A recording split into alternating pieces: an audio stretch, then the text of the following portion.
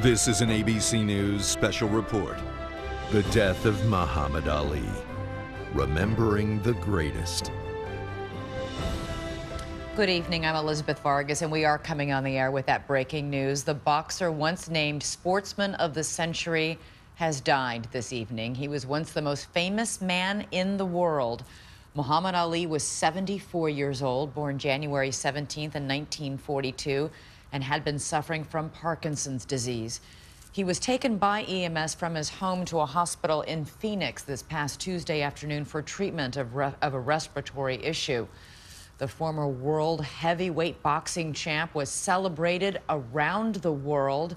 Late today, his daughter Layla posted this photo of her dad with his granddaughter Sydney, thanking everyone for their love and their well wishes. We last saw Ali this past April at the annual Celebrity Fight Night Gala, raising money for the fight against Parkinson's disease. He did look frail there. And in September 2015 with other sports legends at the Ali Humanitarian Awards ceremony. And here he is attending the premiere of the HBO documentary, Ali's Greatest Fight. Ali remained a fighter to the very end, not letting his condition sideline him. It was boxing that made the three-time heavyweight champion a legend, but it was his personality that made Muhammad Ali larger than life. ABC's Robin Roberts has more. Sucker, look at you. You out, sucker. Muhammad Ali was a lightning rod both in and out of the boxing ring, known for his grace and his power and his poetry. I'm handsome, I'm fast, I'm pretty, and can't possibly be beat. He was born Cassius Clay in Louisville, Kentucky in 1942. He learned to fight as a boy after his bicycle was stolen and soon climbed the ranks of amateur boxing. By 18, he was the star of the U.S. Olympic team. Light on his feet and unlike anything the boxing world had ever seen, he took home a gold medal. But the victory was bittersweet. Returning home to a segregated South where he was still treated like a second-class citizen, Ali said he threw his gold medal into the Ohio River in disgust. 4 years later, the young boxer was up against reigning champ Sonny Liston in his first title fight. Defying 7-to-1 odds, he stole the heavyweight title in one of the biggest upsets in history. I don't have a mark on my face, and I upset Sonny Liston, and I just turned 22 years old. I must be the greatest. Ali loved the spotlight, but privately, he was going through his own transformation. At the height of the civil rights movement and under the guidance of Malcolm X, Ali joined the Nation of Islam and rejected what he called his slave name. I would like for you to call me by my name now. Muhammad Ali. Cassius Clay would now be known as Muhammad Ali. He was a revolutionary in terms of race by standing up for things that a lot of people were not yet standing up for. And at the same time, he gave up a lot for his politics. And he was criticized and even vilified by many people. But the public uproar couldn't distract him in the ring. Only last week, I murdered a rock, injured a stone, hospitalized a brick. I'm so mean, I make medicine sick. Soon there was a new controversy, this one landing him in court. The year was 1967, and the U.S. was deep into the Vietnam War when Ali got his draft notice. He refused to serve, arguing the war violated his Muslim beliefs. No, I will not go 10,000 miles from here to help murder and kill another poor people simply to continue the domination of white slave masters over the darker people of the earth. Ali was convicted of draft evasion, stripped of his title, and banned from the sport. He lost the heart of his athletic career because he refused to fight in Vietnam. Now, that doesn't make him Nelson Mandela, but it was something. And it was striking to many Americans that he not only had beliefs, but he stood up for them. Still no comment. You're registered then and not now. It took almost 3 years for Ali to win his appeal at the Supreme Court and get back into the ring. And he returned with a vengeance, taking on the seemingly invincible George Foreman. In the Rumble in the Jungle, Ali won the hearts of the African crowd and the biggest match of his career. Too late! It's over. Muhammad Ali, with an 8th-round knockout, recaptures the heavyweight championship of the world. So many people doubted him and thought that this bigger, tougher, strong man was going to beat him. And then, he won the fight with his smarts. And with his razor-sharp wit outside the ring, Ali met his match in ABC sportscaster Howard Cosell. You should have enough of me by now. I haven't had enough of you by now. Apparently, I'm going to have a lot more of you. Their verbal sparring, born out of mutual respect and affection, turned them into an irresistible comedy team on the wide world of sports. I'm not sure that there's anybody left, really, for you to fight. You. That may come about someday. Thank you for coming by. Just stay in shape. Ali's triumphs, like this one over Joe Frazier in the Thrilla in Manila, made for some of boxing's greatest fights and made Ali one of the most popular figures of his time. It was the golden age of heavyweight boxing, and Ali was king. But years of punishment in the ring took its toll. Can't talk no more. I'm all messed up. Ali retired for good in 1981.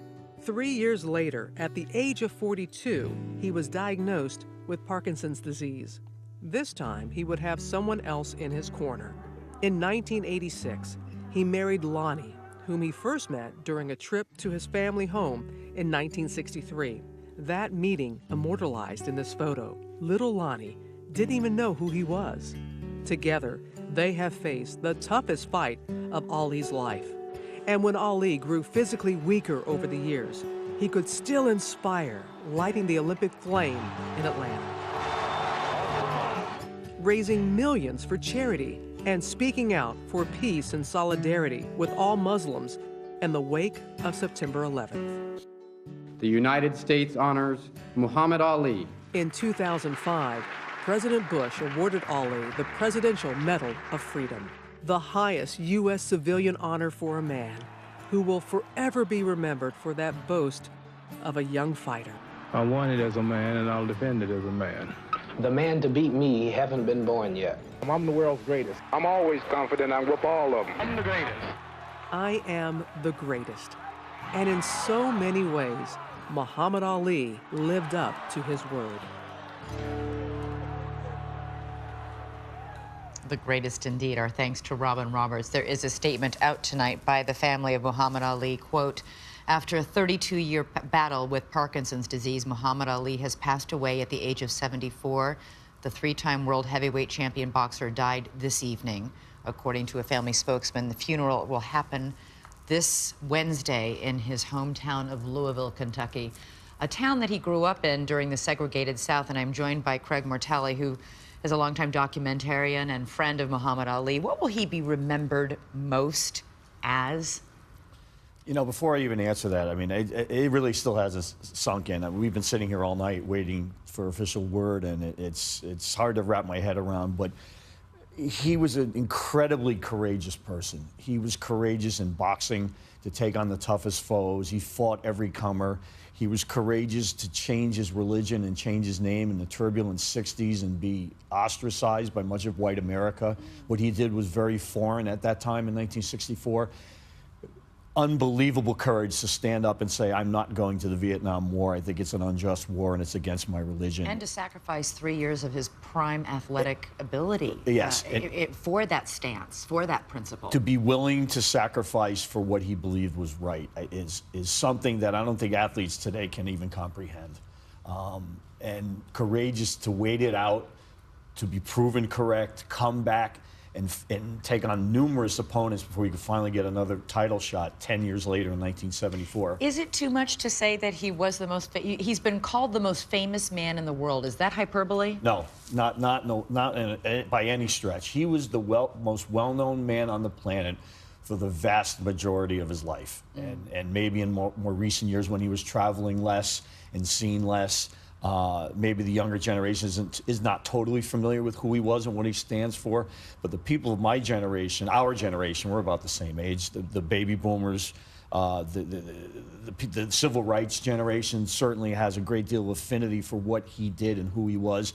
And to finish my thought on courage, the courage to take on that dreaded disease of Parkinson's and to be in public for most of the time that he was infirm. Until very recently, he was still very public. He wasn't ashamed to be seen. He still wanted to touch as many people as he could. And I found it incredibly encouraging and courageous.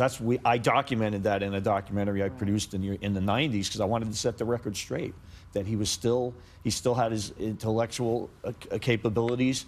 He was still funny, and he still wanted to engage. And I think of courage. That's just the one word that keeps standing out. And he just was a man of peace and love. I think much of America and much of the world is attributing all three of those words to Muhammad Ali tonight. And Muhammad Ali will always be remembered not only for that courage and for that love toward others, but also at times for the playful barbs outside the ring, that lots of talking that he was infamous for. As Robin mentioned in her piece, the frequent foil for many of those quick one-liners, however, was legendary ABC sportscaster Howard Cosell, both men sharing a lot of laughs and deep respect for each other, while the rest of us got to sit back and enjoy the show. Oh, that's me. What you call it? Let's tell it like it is, right from the beginning. I done made you famous enough. Everywhere I go, you follow me to get your name in the papers and on television. You'd still be stealing bikes in Louisville if it weren't for me. Don't tell people I stole bikes. You're being extremely truculent. Whatever truculent mean, if that's good, I'm that. I hope it's not an act. I hope you mean it. If it's an act, just look at my record and see if there have the other fights been acts. Have they been acts? Not so far. Well, what makes you think I'm acting? And with that final stage of the act... This is unexpected. I didn't know you would invite me to do this. Oh, hold it. You must be on boxing position and just have a little dance like you're boxing and just for 1 second. I have to time it. And for 1 second. Right there. And where and when? I'd like to fight whoever you think's the best, the #1 man. I'd say he's Zoe Foley. I'm not sure that there's anybody left, really, for you to fight. You. That may come about someday. Thank you for coming Just by. stay in shape. Well, I tell you, Cosell, I've been taking oxygen because I needed the oxygen. What you will see is I won't need the oxygen tonight. I'm ready. You always said, Muhammad, you're not the man you were 10 years ago, right? Right. Well, I'm going to ask your wife, are you the man you was last year? You'll get a quick answer to that. I congratulate you. It's my honor. Your name is Muhammad Ali.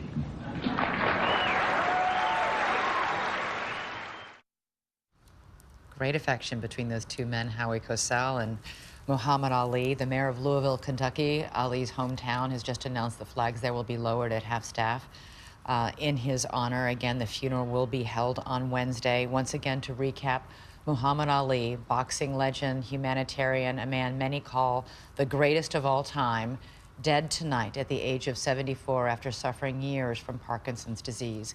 We'll have much more coverage on Nightline, and we'll have a full special 2020 tomorrow night, Saturday night at 8 p.m. Eastern. I hope you'll join me. I'm Elizabeth Vargas in New York. Good night. Last week, I murdered a rock, injured a stone, hospitalized a brick.